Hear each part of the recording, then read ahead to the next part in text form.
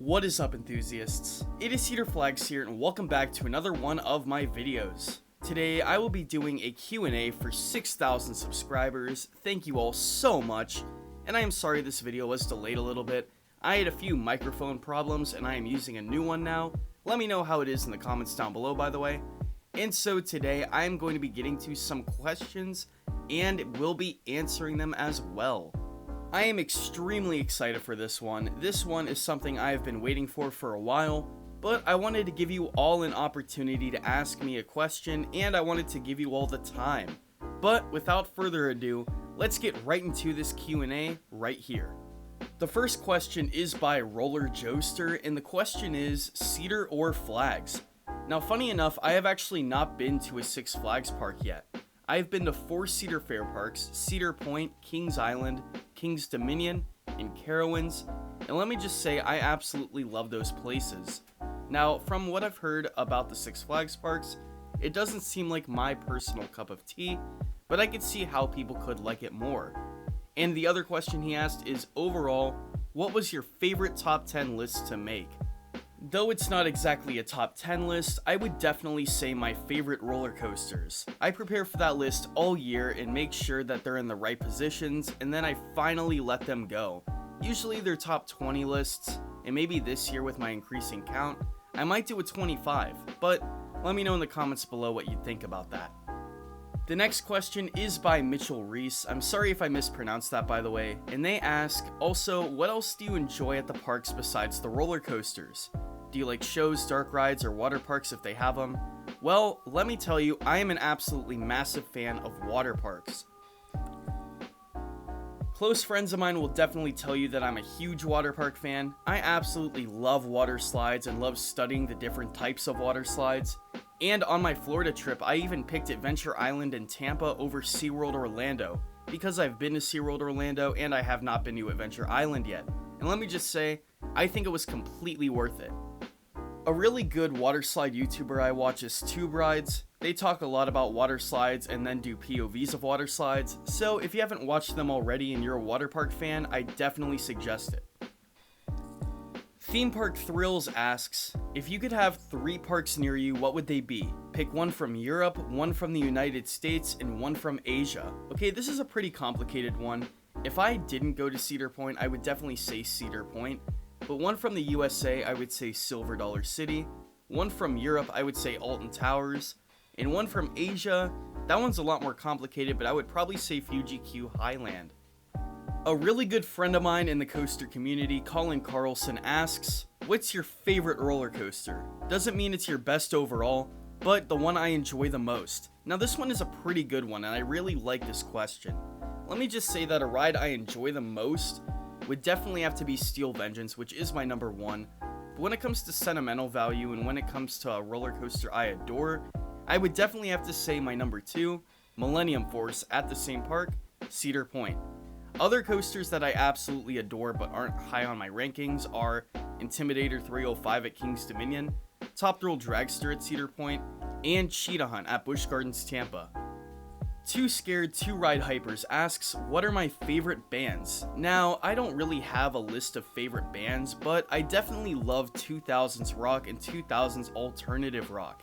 And I would say most of my favorite bands are from that era. The list is pretty diverse, and a few of the 2000s rock bands I listen to are Foo Fighters, My Chemical Romance, Paramore, 30 Seconds to Mars, Fall Out Boy, Slipknot, System of a Down, Muse, and a lot more. Minnesota Thrills asks, one train ops or stacking trains? And definitely stacking trains, 150%. Now, the thing with one train ops is a longer line, a much longer line. Sometimes the line will be twice as long as it should be, and it really deteriorates from the coaster experience as a whole. Now, stacking trains I could deal with. I'd much rather be stuck in a brake run after a ride than waiting in line for that same ride. Riley O'Brien asked me an absolute load of questions, but I only have time to answer 2. Their first question is, did Busch Gardens Tampa beat Hershey Park for your runner-up favorite theme park? Let me say I absolutely love Hershey Park, and I had an amazing time at Busch Gardens as well, but I think I slightly prefer Hershey to Busch Gardens just because of the charm and the very, very nice staff present at Hershey. Name all theme parks you believe are better than Cedar Point. Now this is a complicated question, but a really good and challenging one. Let me say that I used to think Cedar Point was the best park in the world at all categories, and I still to this day think that it has the best coaster collection on Earth, but at the same time, is it the best overall? Maybe not. In fact, I'd say Hershey Park is nearly on par with Cedar Point. But parks that I think could be better than Cedar Point? Well, let's round up a short list. I have Silver Dollar City in Dollywood, Busch Gardens Williamsburg, Alton Towers, Europa Park, and Universal's Islands of Adventure, which everyone I've talked to said it is their favorite park they have been to, even ones that have been to Cedar Point, so that really intrigues me to go eventually. And with the addition of Velocicoaster, it's even better than before. The Coasters R Us official channel asked a few questions, but I am only going to get 2 of them done just because of time once again. The first question is, when did you first join YouTube and what was your first video? You could see all of that information on my YouTube channel. You're welcome. Their second question is, how long have you been a coaster enthusiast? And let me just say, for as long as I could remember. I remember first sneaking onto my parents' computer at age 4 or 5 and watching roller coaster videos on the internet. I'm 19 now, and I could say that I've probably been an enthusiast from 10 to 15 years. I remember rides opening such as Maverick at Cedar Point, Intimidator 305 at King's Dominion, Formula Rossa at Abu Dhabi's Ferrari World, and of course the one and only New Texas Giant, the world's first hybrid coaster from RMC. Hershey Park Enthusiast asks, most anticipated new for 2021 credit? Now, I am assuming you're talking about credits I will be receiving this year as opposed to ones opening up, because I already did a video on that. Talking about the ones I'm going to ride, I'm not going to share a bunch of information with you yet, but I'm going to say Voyage at Holiday World or Lightning Rod at Dollywood. More information coming soon. Honest thoughts on Ravine Flyer 2 or Erie, Pennsylvania in general. Erie's a very nice area, and I absolutely love it. It reminds me of a mini Sandusky, Ohio, of course with the mini roller coasters, as well as the lakeside environment. Presque Isle is beautiful, and if you're up there near Waldameer, I definitely more than recommend you going to Sarah's and getting a milkshake. But back to Ravine Flyer 2, let me say that my like for this ride has definitely declined over the years. It's nowhere near something like Mystic Timbers, but is definitely better than other rides I've ridden such as Lightning Racer, Wildcat at Hershey, or Mindblower even at Fun Spot Kissimmee. This is a pretty fun ride, and even though it has a lot of bumps and shows its age, it has an incredible view and gives off some of the best airtime I have experienced on a Woody. Bacon Football asks, what do you think Knoebels needs to add to complete their coaster lineup? Hear me out, if they brought back the Crystal Beach Cyclone, or just the Cyclone Safety Coaster in general. I think that would be great, it would draw in enthusiasts from all over the place, and let me just say, that would be incredible. And knowing Knoebels, they could pull it off. Nathan Gittleman Music asks, what trends in roller coaster design can you see gaining popularity in coming years among manufacturers? Now this is a good one. Let me just say, I see a lot more focus on airtime and low to the ground elements. I think roller coaster manufacturers are seeing that the general public and enthusiasts like more fast-paced rides as opposed to rides that used to be popular. I could see low to the ground roller coasters that feature many unique elements and smaller manufacturers rising like they are already. Just a continuation of what's going on right now.